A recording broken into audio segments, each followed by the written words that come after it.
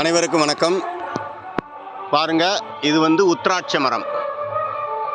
நம்ம இந்த ஸ்ரீதர் சுவாமிகள் கோயிலில் இருக்குது, தாரேஸ்வரர் கோயிலில். இது வந்து உத்திராட்ச மரத்தோட பூ பார்க்குறேன். இந்த உத்திராட்ச மரத்தோட இலைகளை பாருங்க, அது வித்தியாசமாக இருக்குது. நல்லா சொர சொரன்னு இருக்குது. இந்தா சொர சொரன்னு இருக்குது பாருங்க. இந்தா அதோடைய இது இந்தா இங்கே பாருங்க.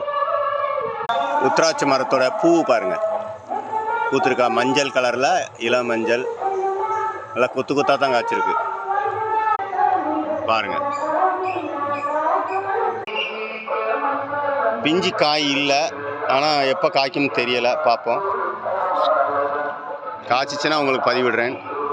மரம் நல்ல வலுவான மரமாக தான் இருக்குது.